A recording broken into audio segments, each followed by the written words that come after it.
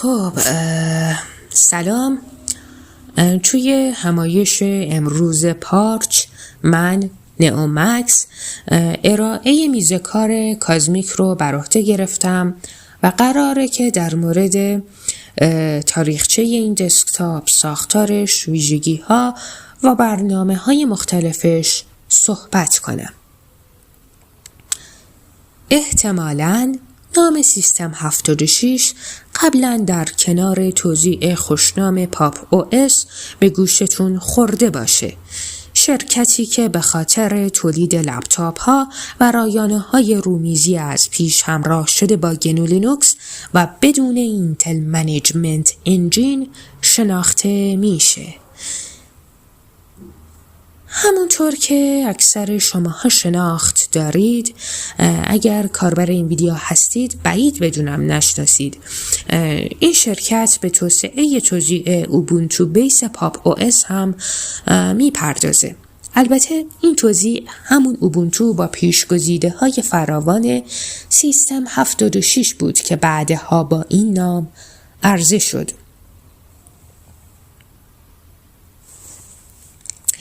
پاپ او اس تا مدت‌ها با میزکار گنو و به همراه چند افزونه به صورت پیش‌فرض عرضه میشد و همچنان هم میشه.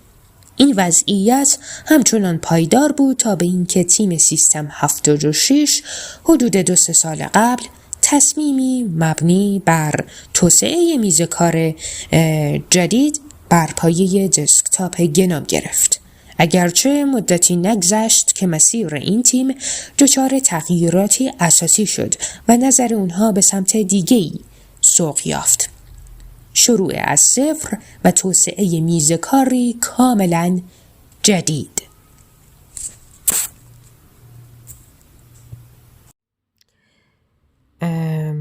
قاعدتاً توسعه یک میزکار از صفر نیاز به زمان نسبتاً زیادی داره. برای همین 3 سالی منتظر این میزکار بودیم تا همین سال قبل که اخباری از انتشار نسخه آلفاش به گوش می رسید و متاسفانه انتشار اون هم مدام به عقب می افتاد. علتش هم این بود که تیم سیستم 76 میخواستن نسخه آلفا حتی جواب استفاده کاربرهای عادی هم بده. برای همین چیز ناقص باب میلشون نبود. افزون بر اون و با اشاره به وسواسی که تیم سیستم 76 به خرج می دادن، تعدادی از برنامه‌های کازمیک هنوز کامل نشده بودند و برای اینکه از همراه کردن دسکتاپ با تعدادی از برنامه‌های گنوم امتناع بورزند، زمان انتشار نسخه آلفا رو به تعویق انداختند. بالاخره بعد از بارها تأخیر پشت سر همین 1 ماه پیش، یعنی روز 18 مرداد ماه 8 آگوست، نسخه ای از پاپ او اس 24.04 LTS با نگارش آلفای 1 کازمیک انتشار یافت. چند روز بعد هم، یعنی 5 شهریور ماه 26 آگوست، نسخه آلفا رسما در دسترس قرار گرفت و روی تعدادی از توزیع‌های دیگه هم قابل نصب بود.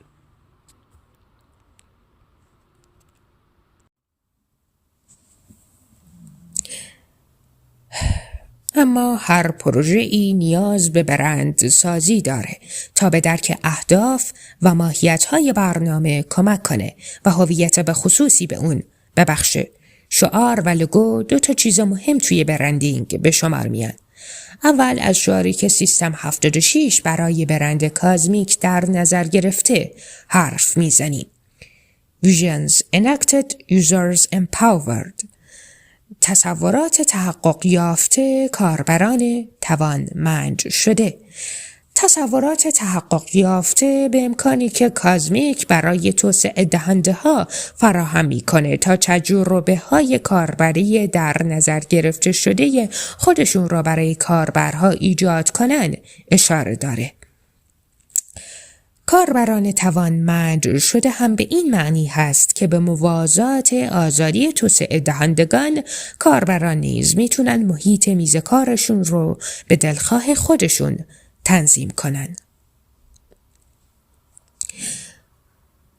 از اون طرف توی لوگوی کازمیک حرف او باز همونطور که دارید مشاهدهش میکنید به یک صفحه نمایش و احتمالاً میز کاری که داره نمایش داده میشه اشاره داره. اضافه بر اون این لوگو نشون دهنده تعهد به کد باز، دعوت به جامعه برای مشارکت جمعی و ویژگی‌های مختلف شخصی سازی هست.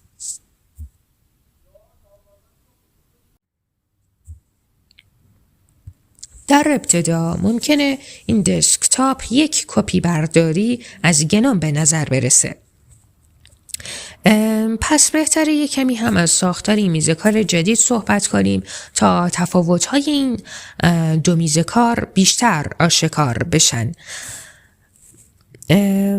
کازمیک درست برخلاف گنوم به شکل تمام و کمال از استانداردهای فری دسکتاپ پیروی میکنه. حالا این یعنی چی؟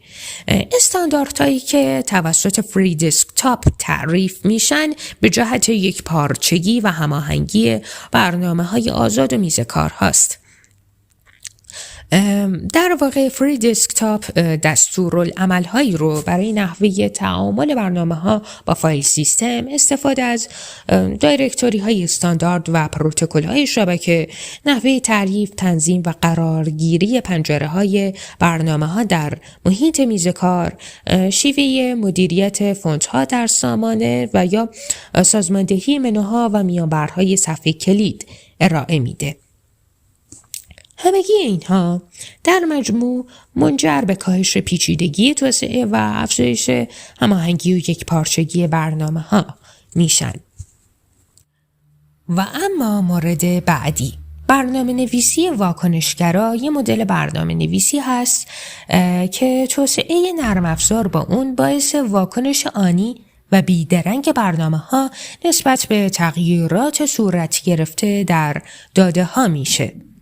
برنامه نویسی واکنشگرا برای ساخت رابطه‌های کاربری پویا و پیچیده بسیار توصیه میشه، جایی که نیاز به بروز رسانی مداوم رابطه کاربری بر اساس تعاملات کاربر و داده‌های وارد شده وجود داره.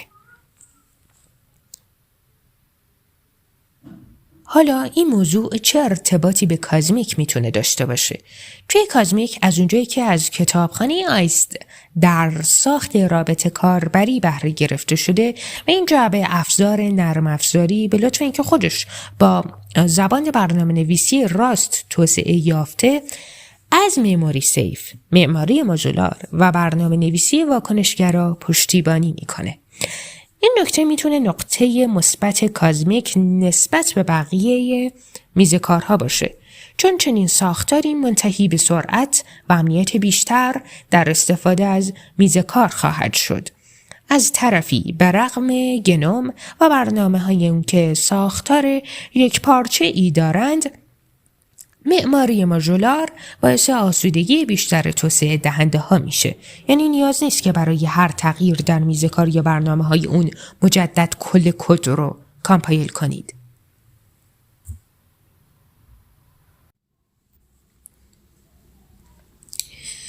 کتابخانه آیست در حال حاضر از موتور رندرهای ولکان، متال، دایرکت ایکس 12، اوپن جی ال 2 یک به بالا و اوپن جی ال ای اس 2 و بالاتر پشتیبانی میکنه. دیولپرها در حال حاضر میتونن به مجموعه کاملی از ویجت ها، ایجاد نگاه دارنده های ناهمزمان یا اسینک هندلرز و چیدمان واکنشگرای رابطه کاربری دسترسی داشته باشند. مضاف بر همه این مواردی که گفتیم، تیم سیستم 76 داره روی یک کامپازیتور مبتنی بر ویلند به نام کازمیک کامپازیتور کار میکنه. این همه که گنوم رو کوبوندیم، یک کمی هم از ابزارهاش که توی کازمیک به کار گرفته شدن بگیم. سیستم 76 برای مدیریت فایل های ماونت شده در کازمیک از گنوم ویرچوال فایل سیستم یا به اختصار GVFS بهره گرفته. کار این نرم افزار ساخت فضا یا یک فایل سیستم مجازی توی دایرکتوری هم هست تا درایف ها رو در یک مکان مشترک ماونت و بعد اونها رو به هم متصل کنه.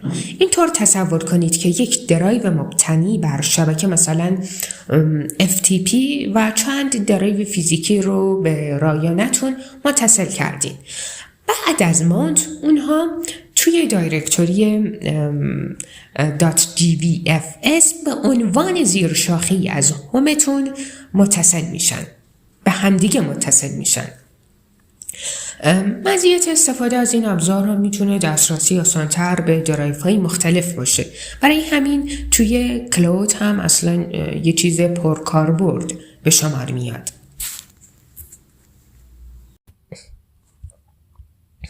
در مورد دیزاین دسکتاپ حرف خاصی جز چند تا نکته ریز باقی نمیمونه. کازمیک برای مدیریت برنامه‌ها یک داک در بخش پایین محیط میز کار در نظر گرفته. جالب اینه که به مانند گنوم آیکونی در داک برای دسترسی به لانچر برنامه‌ها هم گذاشته شده. مضافه بر اون برای مدیریت پنجره‌های فعال هم یک گزینه به نام ورک اسپیس در بخش بالای سمت چپ قرار گرفته و به نظر نمیاد که توی مولتی تاسکینگ با مشکلی مواجه بشید. هرچند برای سویچ بین برنامه ها میشه از کلید میانبر سوپر تب هم استفاده کرد. توی نوار بالای محیط میز کار یک کنترل سیستم شامل گزینه‌هایی برای مدیریت ورودی، خروجی های صدا، مدیریت وای فای، حالت مزاحم نشوید، سویچ بین دو حالت تایلینگ و فلودینگ پنجره ها و همچنین منوی خاموش کردن، راه اندازی مجدد یا ساسپند دستگاه وجود داره. اگرچه که از این نظر شباهت زیادی با میز کار گنوم احساس میشه، اما طراحی این بخش جذابتر از گنوم به نظر میرسه.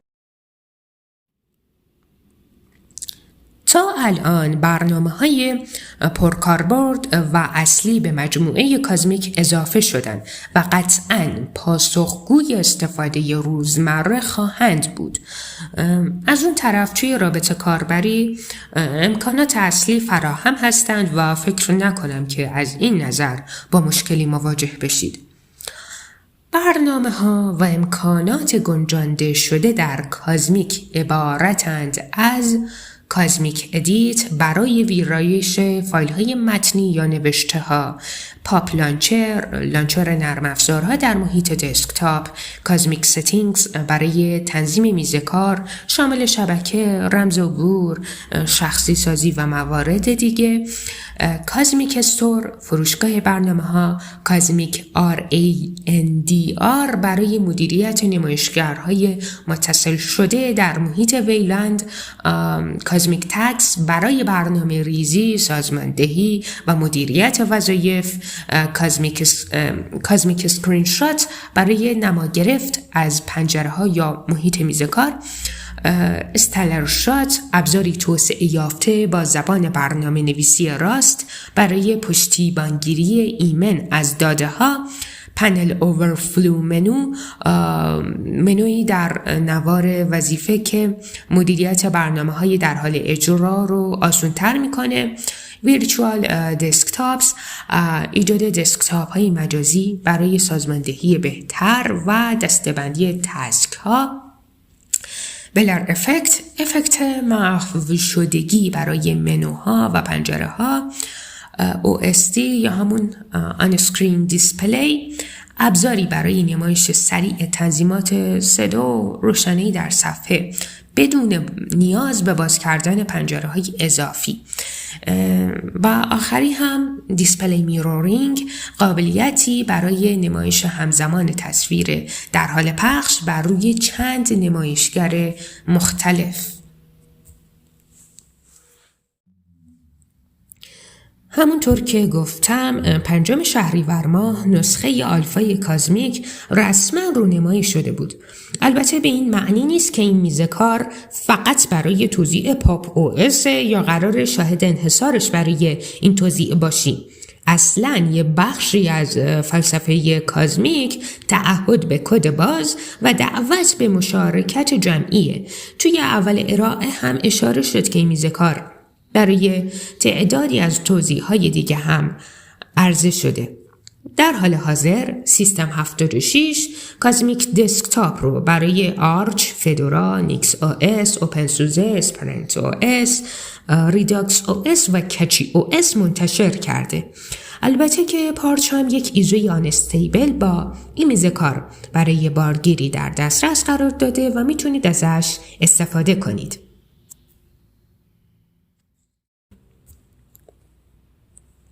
تا الان با وجود اینکه ویژگی‌های پایی توی کازمیک فراهم شدن، اما مهاجرت به اون رو به ویژه برای کاربرهای عادی پیشنهاد نمی‌کنم.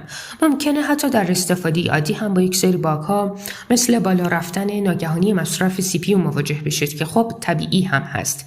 طبق چیزی که سیستم 76 گفته، حداقل شاهد 2 نسخه آلفا خواهیم بود و حالا مونده تا به انتشار نسخه پایدار میز کار برسیم.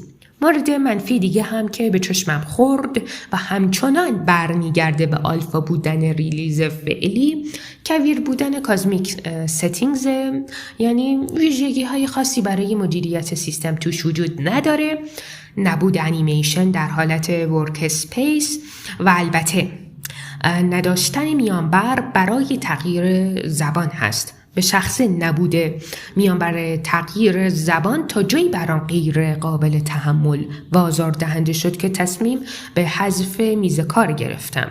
اگرچه باز هم تاکید میکنم که مشکلات کنونی طبیعی‌اند و قطعاً تا رسیدن به انتشار پایدار تمامی اونها برطرف خواهند شد.